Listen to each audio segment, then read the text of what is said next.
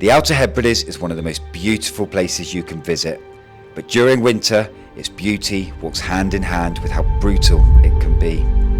It really does take a certain kind of person to live here in the winter months, with winds so powerful and relentless, its hailstorms feel like they're piercing through your skin. The weather rarely gives you a break out here, and it's not for the faint-hearted, and I know that from experience. It had been 5 years since I was last here, and I really loved the idea of coming back out with my family, living in a tent and in our van, filming documentaries and just adventuring. But I'd obviously forgotten just how brutal this place was, and it probably wasn't my best idea.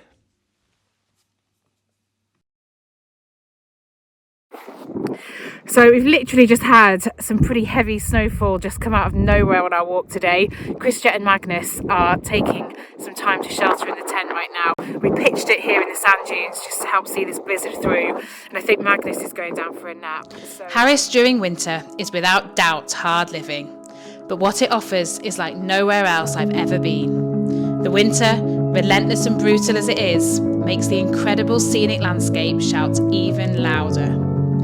Watching the dark clouds filled with hail roll in from the sea brings a frightening yet beautiful feel that you just don't experience any other time of year. I remember Chris saying to me, I loved having 30 days of brutal weather out here so that when that one good day did come, I could really appreciate it.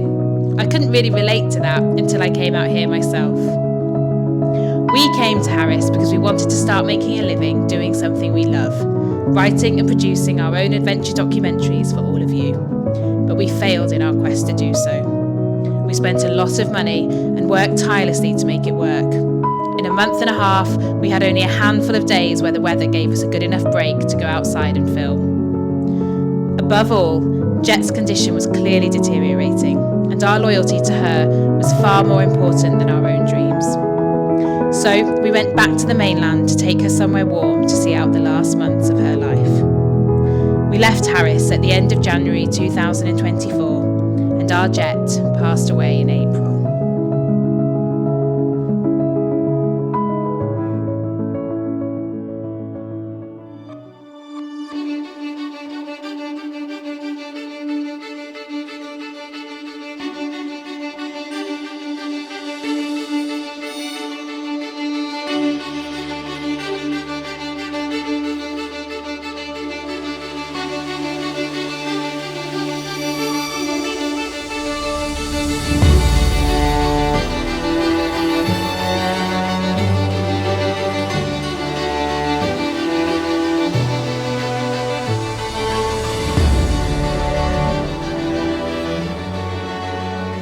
So we are on our way to the beautiful island of Barra, and I cannot wait. Every island I go to has all different memories, and in Barra's case, some really good memories and some not so good memories, as it was on Barra that I became a self-appointed dentist and had to pull out one of my own teeth whilst I was there, but more about that in due course.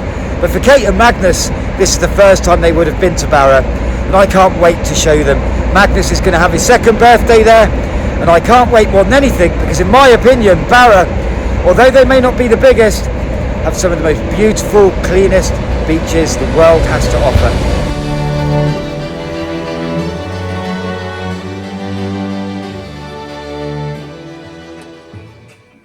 I'm going to stare it up, Magnus.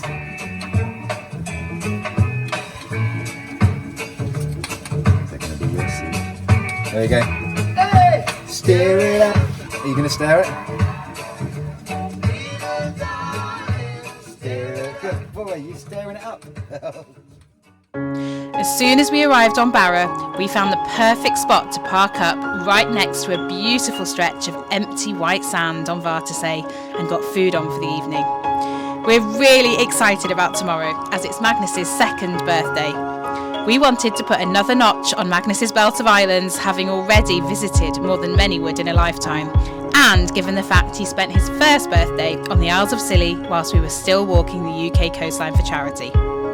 If there's one thing that Chris and I have noticed, it's that from an incredibly early age, Magnus has developed a real passion for bikes. There's no doubt that he's at his happiest when he's either being towed along on a trailer behind Chris, or even more so, riding his own balance bike. So, as a special birthday treat, we've organised to hire a couple of bikes to cycle the east coast of Barra. But first, it was time for his birthday cake. Although, in typical toddler fashion, my efforts were not quite met with the appreciation I felt they deserved.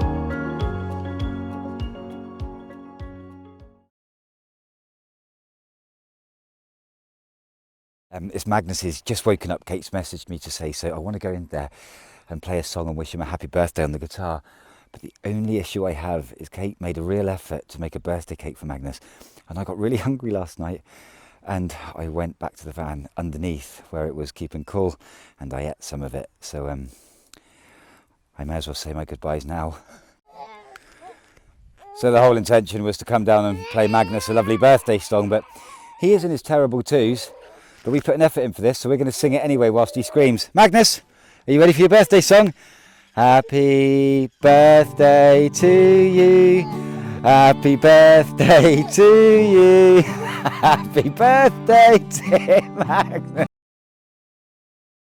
Magnus, look what Mummy's got.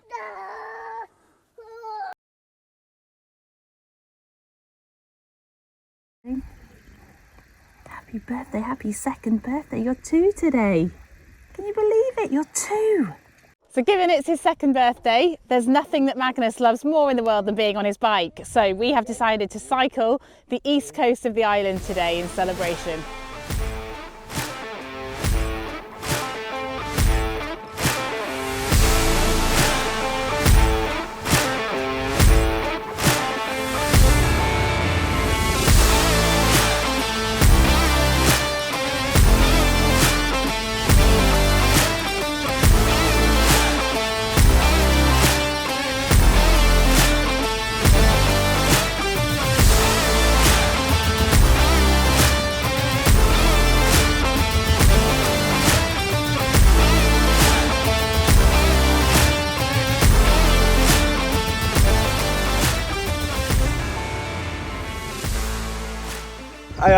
Barra's the best place to be. I agree.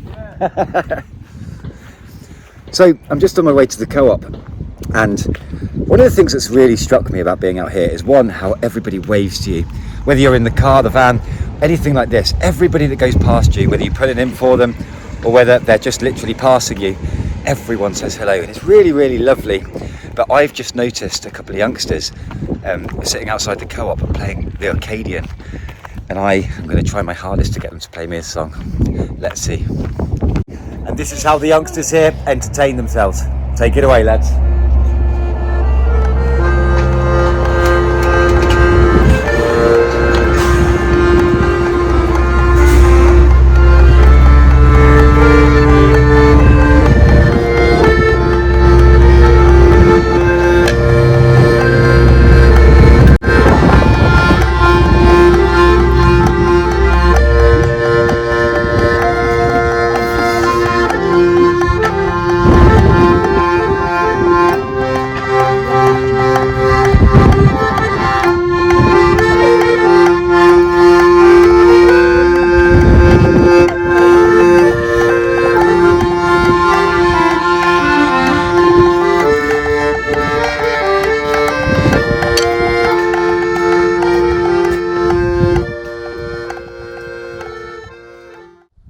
So we've just taken a quick pit stop on our bike ride, and Chris has actually taken Magnus to get a closer look at this incredible tall ship that's coming into Castle Bay now.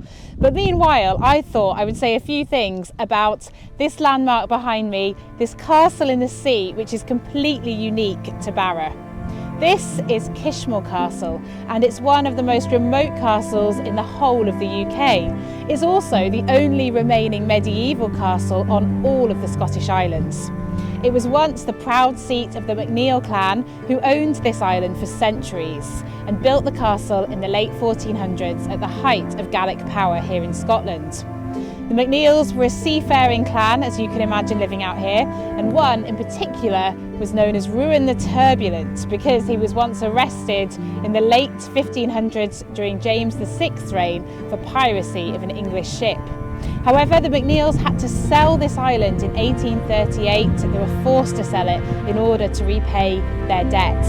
And interestingly, some of the cast stone actually ended up as paving in Glasgow. Perhaps even more interestingly, in 2001, a descendant of the McNeil clan agreed to lease the castle to Historic Scotland for no more than the annual sum of £1 and a bottle of whiskey. If only I'd have known, I'd have rented it myself for that.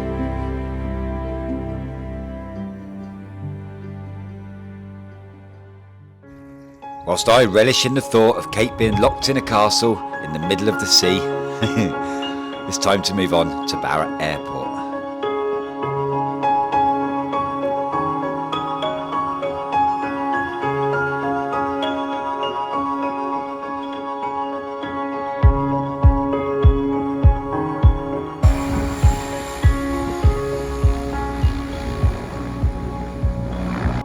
So Barra isn't just known for its incredibly white sandy beaches, turquoise waters, stunning coastline and all around really friendly people. It also holds another claim, and that claim is it's the only commercial flight in the world that lands on a beach, and it really is a spectacle to watch. Around 3 planes a day in the height of summer come and land on these beaches, but it can only land when it's obviously on a low tide. Do you know, never in my life did I think before this walk that I would become a bird watcher and also get really excited about watching a plane land, but it really is something. So me, Kate and Magnus are going to watch it take off, have a coffee and then get back on with the rest of our cycle up to the very northern tip of Barra.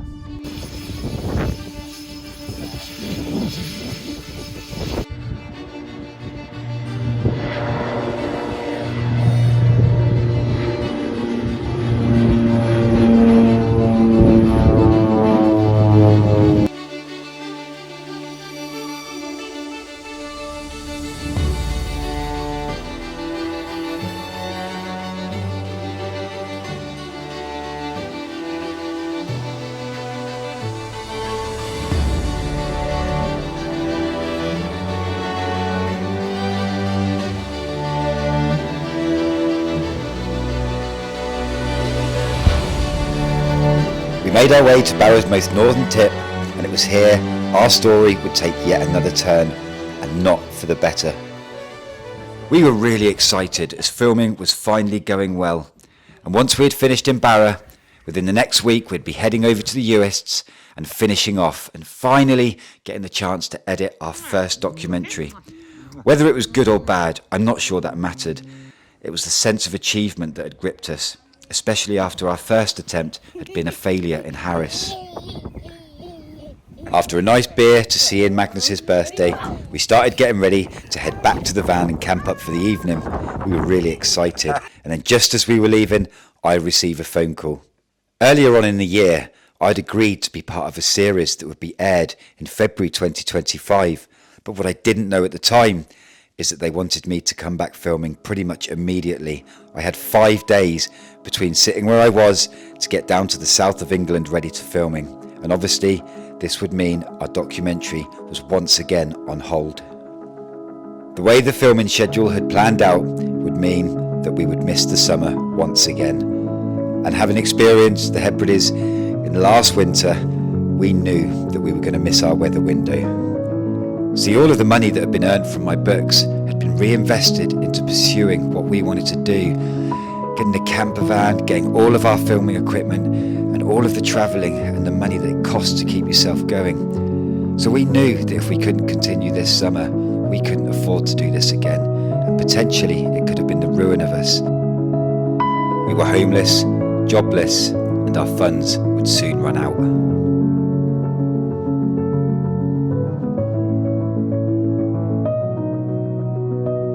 Once Magnus was asleep, we both headed outside and sat round the fire, and it wasn't long before we both came to the same conclusion, that if the walk had done anything for us, it made us realise that quitting was just not in our blood.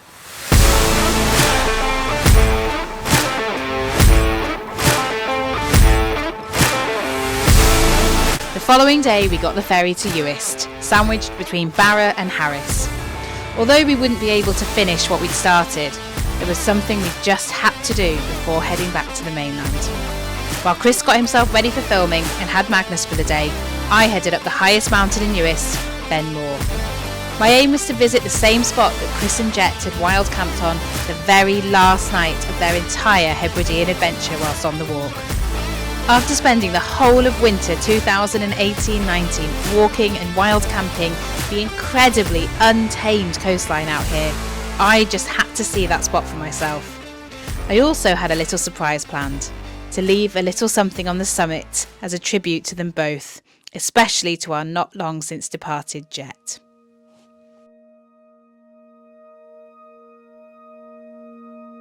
This last section of the walk had to be one of the proudest moments of my life.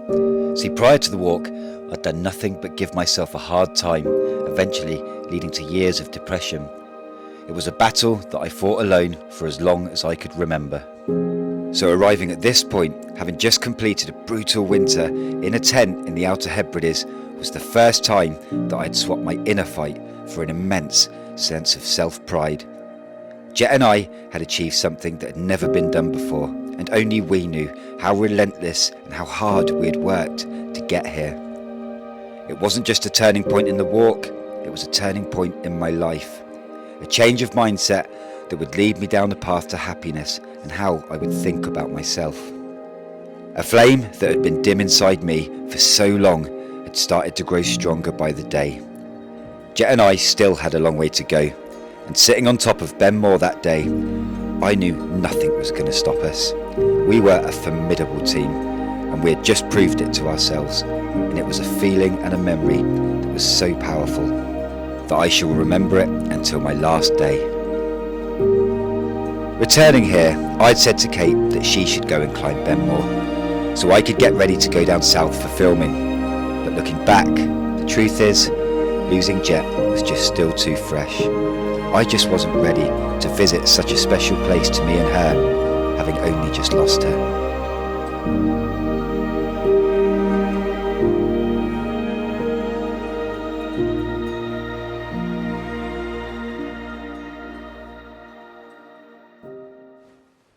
So I've just reached the summit of Ben More, and I have to say the walk up here has been absolutely incredible, especially the really exhilarating final part where you climb over this narrow ridge right to the summit point. And the views up here are mind-blowing. I can so see why Chris has waxed lyrical about it for so long. So when we came to Uist, we knew that on the itinerary it had to be an opportunity for me to climb to the top of here for various reasons. Obviously just to be able to see and experience this incredible scenery for myself, but also because this mountain holds a lot of meaning for Chris and Jet. So Chris and Jet climbed to the very top of this mountain and camped here on the final night of walking the entire coastline of Uist, but not just Uist. This night actually marked the end of their whole Outer Hebridean adventure, which took a year in total.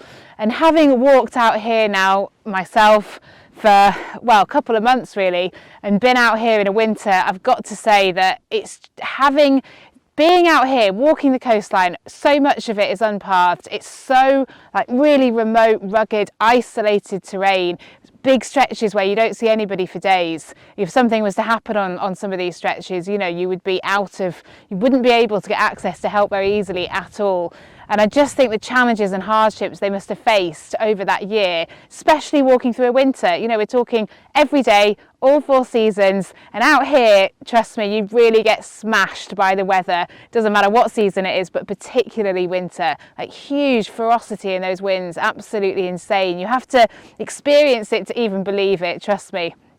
So I just have the huge amount of respect for them, and coming up here, I think it's really special for me to be able to sit with that for a minute and just think about what they must have been feeling when they were up here on that final night after a year of walking the coastline. Not walking on the roads, but really sticking to the coast and actually looking at some of the sea locks that are in my view. There's just so many of them, hundreds, and Chris and Jet skirting around each one, scaling the mountains around the coast that you see behind me there.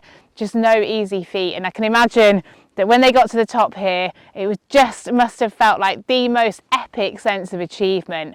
And I can imagine Chris putting his arm around Jet and just giving her the biggest hug, thanking her for everything that she'd done for him.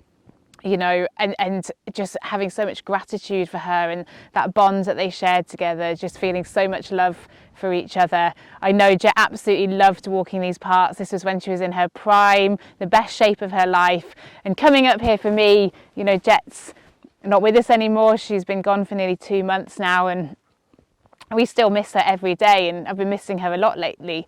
So to come up here and really think about her, loving the life that Chris was able to give her and everything that she did for Jet, having done something so unique, something that no other dog has done. She was just such an incredible dog. And so I made this, just got some stones and made this little piece of artwork in her honour to commemorate her, really, which I'm going to leave at the top here at the summit, and hopefully it will stay here for a long time, just to celebrate really everything that she was as a dog and everything that she meant to us. So I love you, Jet. Just a little gesture for you here from me. Now it's time to make my way down and go and reunite with Chris and Magnus. But I have to say, coming up here and just experiencing this gives me a real taste of the adventure that they had before I came on the scene. And it's certainly an epic one.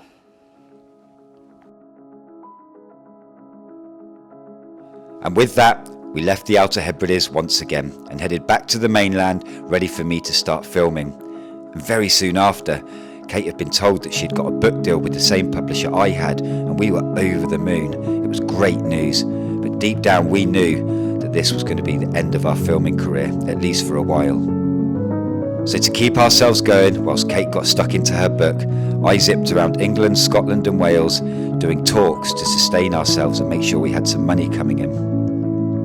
But as they say, every cloud has a silver lining. And what we didn't know when we left from the US, that very soon, Kate would come up with an idea that would change everything.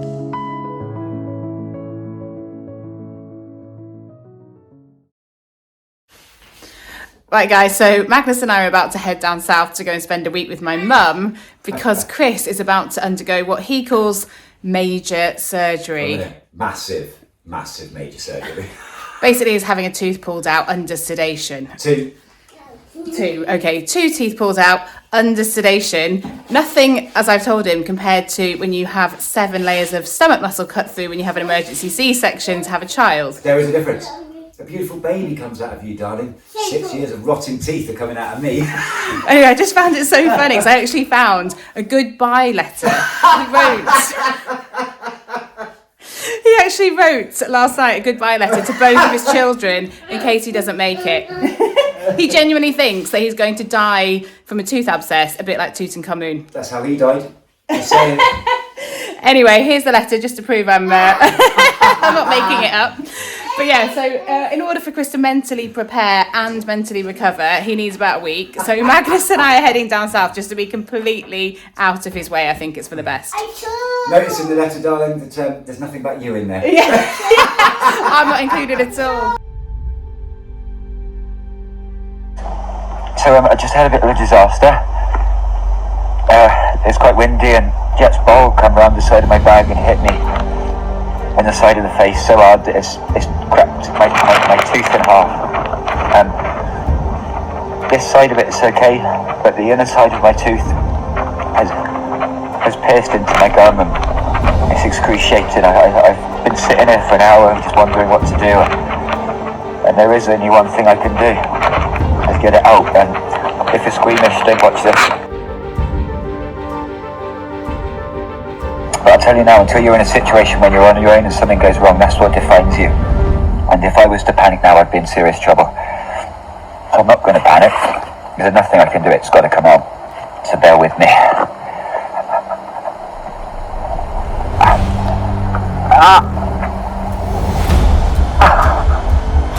Okay.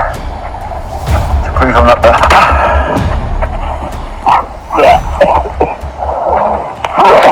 I didn't realise the extent of the damage, obviously because I couldn't see, that had happened to my teeth from Jet's dog bowl hitting me.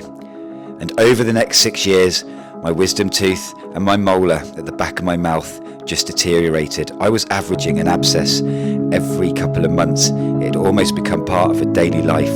So you can imagine the relief after a second attempt of going to the dentist and finally getting this thing out. I think I'd built up an anxiety and nervousness in my head, having thought about this every day for 6 years. And I have absolutely no shame in saying that I was petrified to get this done.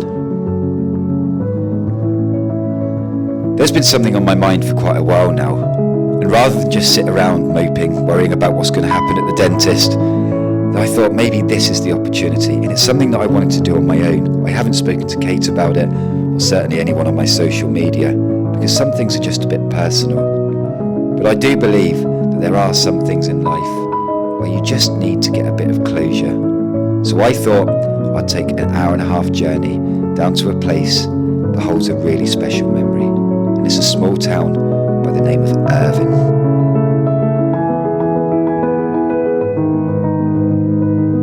Over the years, I've loved telling Kate stories about my adventures with Jet before I'd met her, and I think she's loved listening to them. But on this occasion, I'm glad that I'm on my own. Some things are just too personal, and you have to do yourself.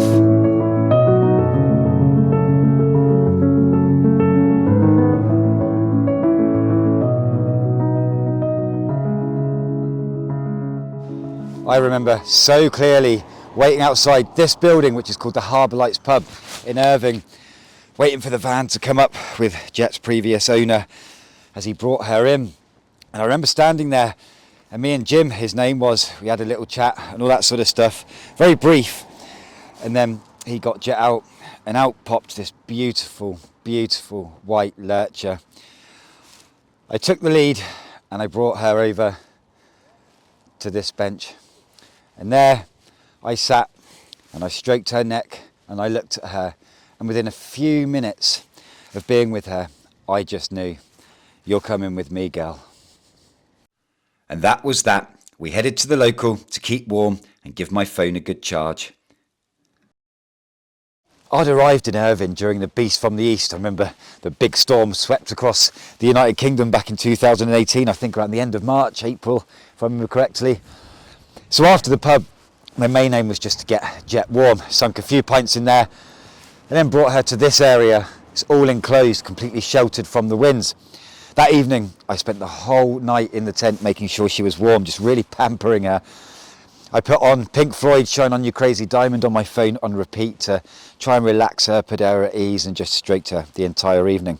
And then the next morning, I was really surprised that perhaps what that evening had done, as I put the tent away, we were ready to start on the next part of our journey, and for her, the very first part of her journey. And I walked away from where we had put the tent up, and she followed me. I had the lead in my hand the whole time, just in case. And I walked away again, and she followed me. And the next time, I did a little sprint all the way down the edge of this grass, and she followed me and then stopped and stood right next to me. So whatever I'd done to calm her in that tent had worked. And then that was the start of our Scotland adventure that would end up taking us nearly 3 years. And what an adventure it was. Once Jet was on board, then everything started to change. More people started following my social media, and as a result, the donations started to fly in. And I think it's safe to say that Jet was winning the hearts of everybody. Jet's tenacity and loyalty to me shone through, and she was never away from my side. She would win recognition from the King of England and win more awards than I can remember. She really was something else. After 3 years of walking the hardest stretches of the UK coastline has to offer, and battling through 2 winters, one in the Outer Hebrides and one in Shetland, I would meet Kate, and she would accept Kate as well as she accepted me. And a year and a half later, our boy Magnus was born, and Jet would become a family dog. See, there are so many things that I could describe Jet as, and so many things she deserves to be described as, but the truth is, none of it really matters. At the end of the day, she was my mate, and a damn good one at that. I'm not 100% sure as to what I was trying to achieve by coming back here to Irvine. I really don't know. It's been something that I've wanted to do for a long time. But now that I'm here, I think I've realised. Jet passed away in April this year gone. It's now December. And for that time between April and now, for some reason, I've just not been able to help it. But all I could think of was those last final moments when I gave her a cuddle as she slowly slipped away, peacefully, may I add. And I haven't been able to shake it. I just not been able to get rid of that thought or memory. So I think coming back here, sitting here where Jet and I first locked eyes and I saw something so special in her, and boy, I was right. As we were ready to go and conquer all of Scotland, and boy, we did that. So I think it's nice to revisit our first memory rather than the last one, and I needed that.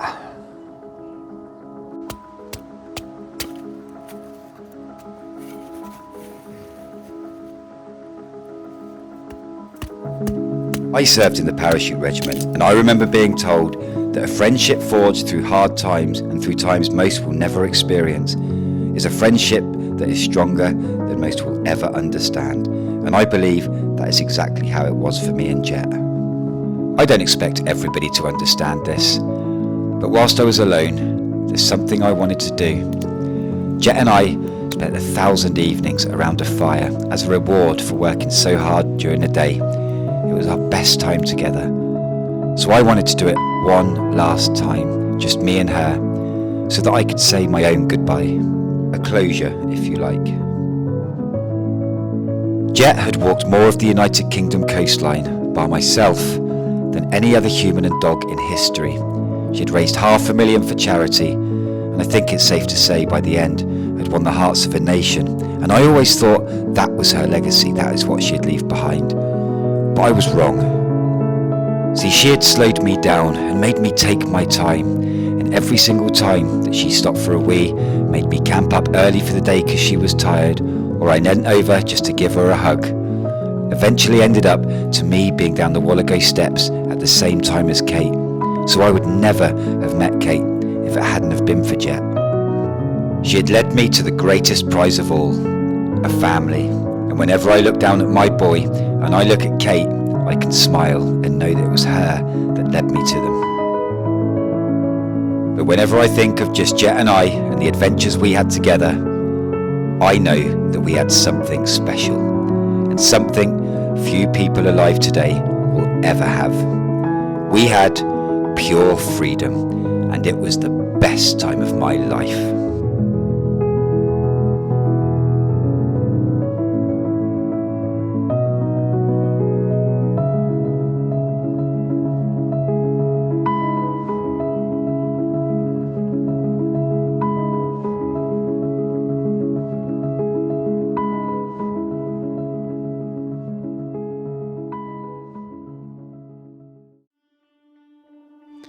Chris's dental appointment was a complete success.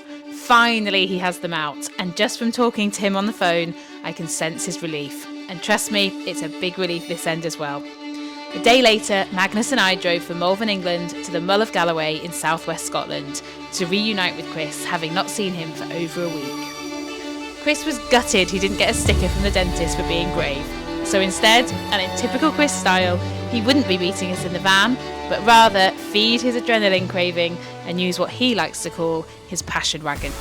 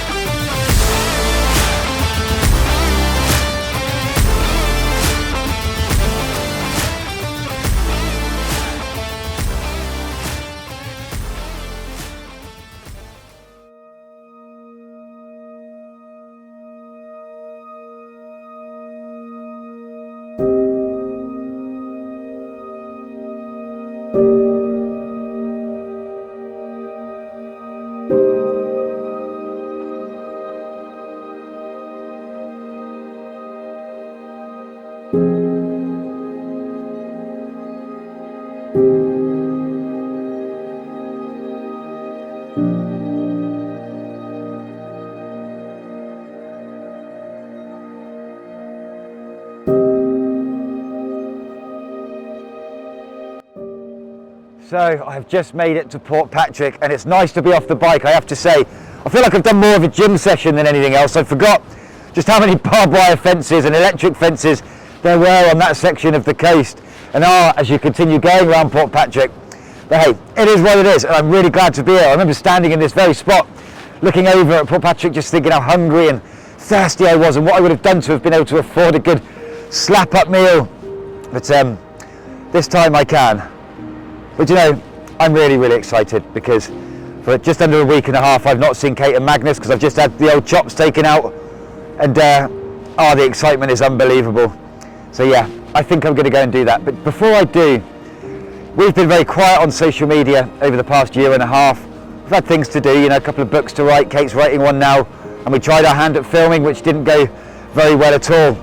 So I think just for one last time I'd like to say from myself and from Jet and from Kate and from Magnus that from beginning to end, any single person that helped us in whatever way it was on our epic walk around the UK coastline, just a really sincere thank you from the very deepest part of our hearts, because it was amazing. And I'm really glad that I did this documentary, because if anything, it put a few things to sleep for me. One being the teeth, two, definitely the Jet thing. I think it's important to do things that, you know, enable you to move on to whatever is next. And although we have been trying, we haven't succeeded. But I'll tell you one thing for free. We certainly will not stop trying. And at some point, we will succeed. Guys, it's Christmas and New Year is on its way. If you're like us and things haven't gone your way this year, keep your chin up and you keep going for it. Because I tell you what, one day, one step at a time, and never giving up, and you will get there. That's all I can say. But for now, I'm going to go and see Jet's legacy and my pride and joy, my little family. Bye for now. Kate and I, in the way of things, own very little, yet we consider ourselves so lucky because we understand what really matters, spending as much time as possible together as a family. There's simply nothing more important, at least in our eyes. For us, it's being together and connecting through adventures and experiences in the great outdoors that makes us feel our happiest and making memories that we can cherish forever. Will we have a house one day? Probably.